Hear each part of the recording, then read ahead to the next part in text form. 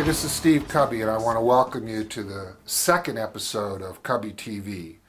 And in this episode, we're going to talk about state-sponsored terrorism. Terrorism sponsored by the state for the purpose of enforcing a particular political view. And I can't think of anything more evil, more monstrous, more absolutely horrible than an organization known as, a government organization known as Child Protective Services. Now, it's a great idea. I mean, we all want to protect children. Now, every evil government program always starts from some truth. But the fact of the matter is that CPS is being used for political purposes. That's right. The government is using violence on families to achieve their political goals that they cannot achieve any other way. That's certainly what they did to me and my family. I mean, after we beat them in court, they came after us with CPS. And I was even in a meeting with CPS and my attorney where we couldn't believe it. They actually told me if I would give up my marijuana activism, they would stop pursuing removal of our children.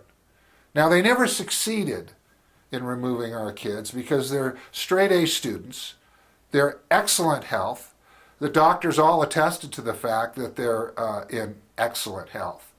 But in most cases, when you go before Child Protective Services in court, and you have the best experts in the world, and they have just someone from their office, under the law, the judge will give more credibility to what the bureaucrat is telling that judge than what your experts are telling the judge.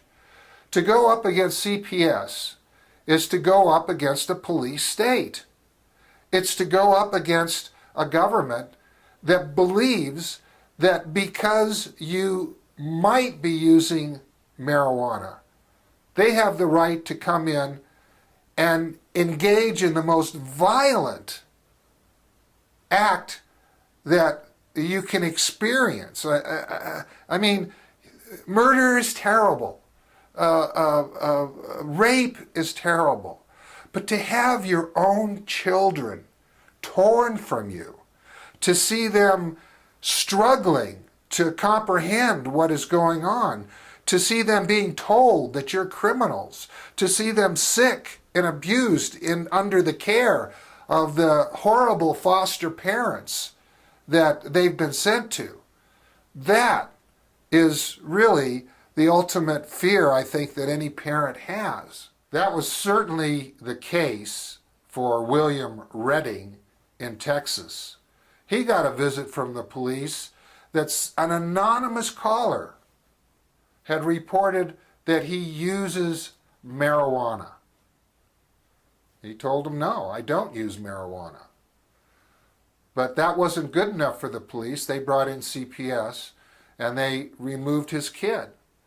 And in the process of abducting, stealing his child, William became upset and the police responded by shooting him dead.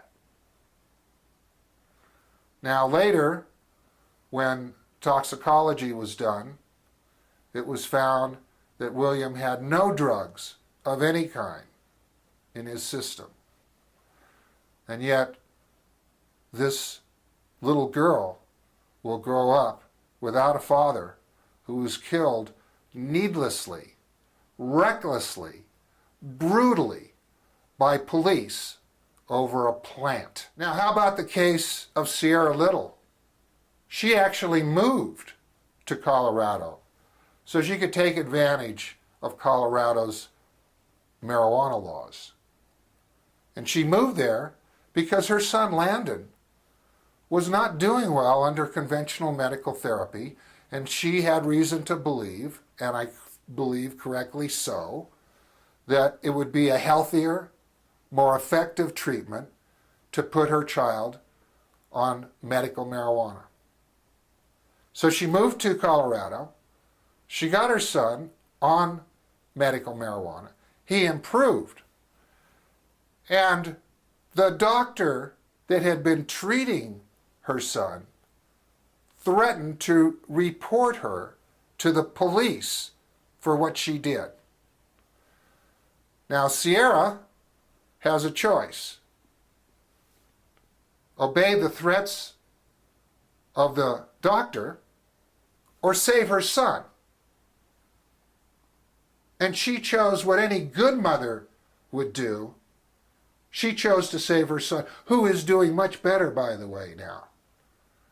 And yet she now faces the threat that she will be arrested, convicted, and imprisoned for what she's done. Of course, the most troubling case is that of Joshua Hill in Texas, who received a visit from the police and had his daughter, Alexandra, taken from him.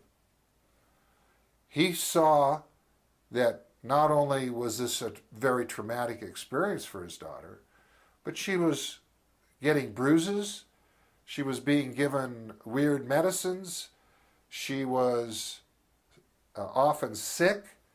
He was really upset to see his daughter being so mistreated. In fact, he was able to get the daughter transferred to another foster parent, and that parent ended up killing his daughter. That's right. His daughter was killed by the foster parent that the state had placed his daughter in order to, quote unquote, protect her from her loving, dedicated father who happened to use marijuana. Now, my friends, this is an evil of enormous dimensions. This is the kind of thing that really does tell us that we are living now in a police state, and the police can use any excuse to get into your house and take your kids if they believe that you have anything to do with marijuana. That's not legal, it's not constitutional, but they're getting away with it every day here in this country, and it can't be allowed to continue. And the pressure has to go on CPS. Their argument that they're just trying to protect kids is a lie. It's a lie because we're seeing kids being killed by their protection. It's a lie because they are pursuing a political philosophy backed by violence, guns, and police, and if necessary, killing parents in order to further their ignorance and their greed for bigger budgets. It's as evil and monstrous a system as I can possibly imagine. And it's incumbent upon all of us to resist any cooperation with the state and CPS. I remember one couple, the Whitakers, they spent $20,000 to recover their kids. It only took them about 2 months, which is years better than some families. Their kids told me that, we kept telling them at juvenile hall that, hey, our parents love us. We get along great with them. But that's what the drug war is doing. I remember one couple that said several years after the incident, they would go to bed every night fully clothed, just on the unlikely chance the police would return. That same couple's son, who was only about 7 or 8 at the time, he burned a toy police car, turned him from someone who trusted adults to someone who was traumatized. The time has come for us to stand up and refuse to cooperate with these government thugs that think that they know best how we should live and what we should put into our bodies. This has been Steve Kubby for KUBBY TV. Join us tomorrow when we hear from Ed Rosenthal and Chris Conrad about what we can do to make ourselves a freer, saner society. The proximity of what I hope to be, the weight so heavy where I stand.